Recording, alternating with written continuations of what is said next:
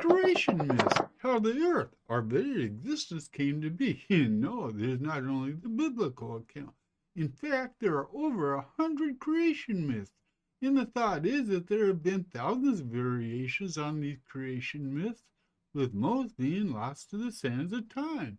Now, I'm unfortunately aware there might be a few of you that don't know what a creation myth is, even though I just told you. But to make sense of what I'm talking about, here's a proper definition. And yeah, a creation myth defines the origin of everything, and this definition can explain your cultural heritage and current view of the world, along with apparently carrying some kind of symbolic truth for you.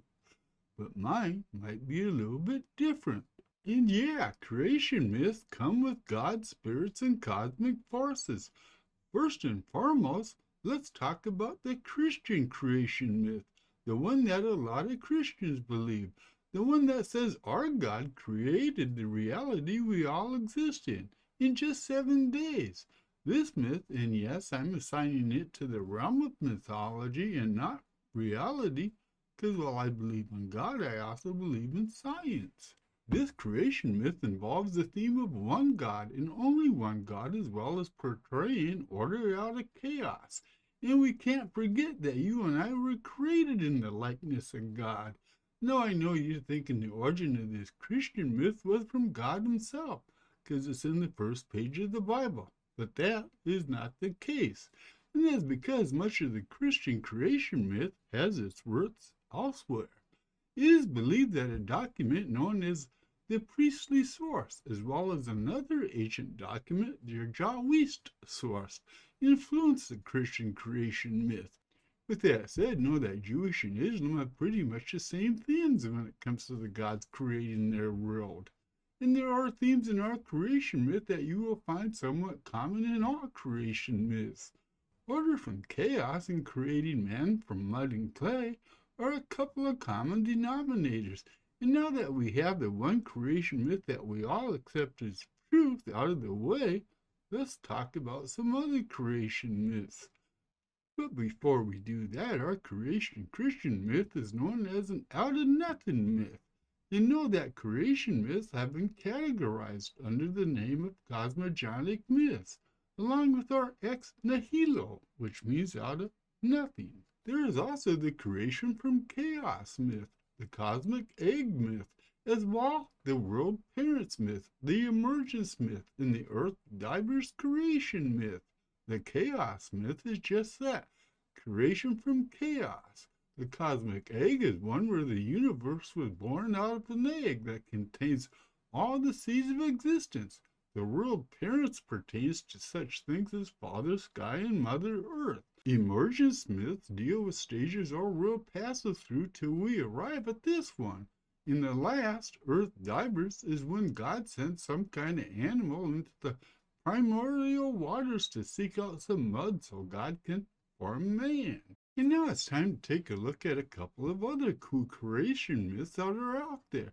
And let's start with a super cool creation myth, the one the Vikings have. In Norse mythology, the world was created when two primordial forces, fire and ice, collided in a vast empty void.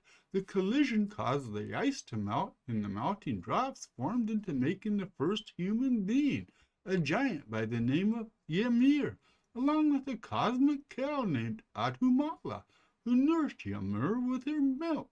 To make a long story short and make some time for other creation myths, Odin was Ymir's grandson, a grandson who hated the chaos the giant brought, and killed his grandfather, using the body to create the earth, his blood the oceans, his bones the mountains, and his skull serves as the sky overhead. Interesting stuff indeed, and a hell of a lot different than our creation myth, and that's because creation myths are the result of culture and beliefs. And yeah, reflective of that are some fairly weird, out of the ordinary creation myths.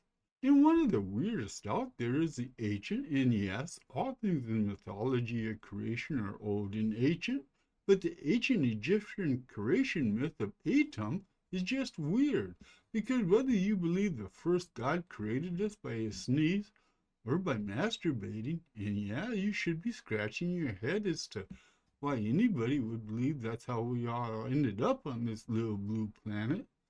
But of course, for weirdness, there are the ancient gods playing a game of tug of war across mountaintops, using a serpent as a rope. So the oldest creation myth we have documented, as in written down, that would be the Eridu Genesis, from some 2,000 years before Christ. And in this Sumerian creation myth, the world was created from a primordial sea.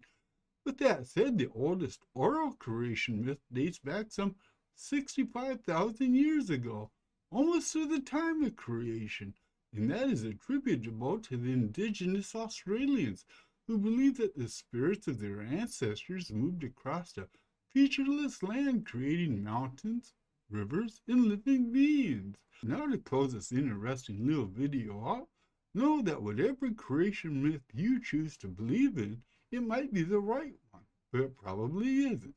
But you are free to choose to believe in how you were created, be it whatever myth you choose to believe.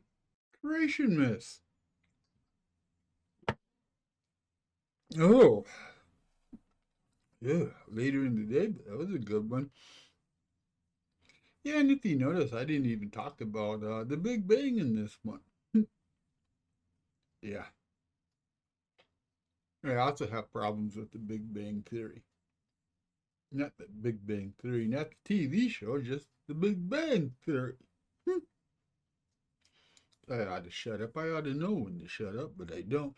But when it comes to creation myth, it really is all about what you believe in, what you've been taught, what you choose to believe in. I mean, if you want to believe that the world was created in 7 days by God, you're more than welcome to believe that. I'm not the one to say, well, that didn't happen. That's bullshit. I'm not the one to say that. But with that said, I mean, you have to use some common sense here. I mean, I don't think there's a turtle that dove to the bottom of the waters and brought mud up to the surface. I think like all creation myths are representative of certain belief systems. And they're metaphors, for a better word. Even our 7-day creation myth, I believe, is nothing more than a metaphor. Metaphors for the Big Bang, by the way.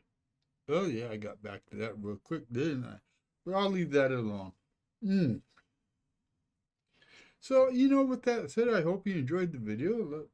Like all my videos, I hope you found this informative and, well, not, I mean, really, in a 5-6 minute video, how informative can you be? And I struggle with that, but I think I do all right. So anyway, like I was saying, I hope you enjoyed this video and you find others to watch, because there's a lot to choose from on this channel.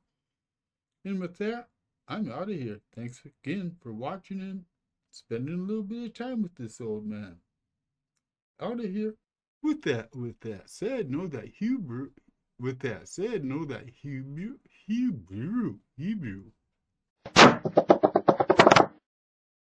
And that is simply because much of the Christian myth, and that's because much, and that bibbidi bobbidi boogie.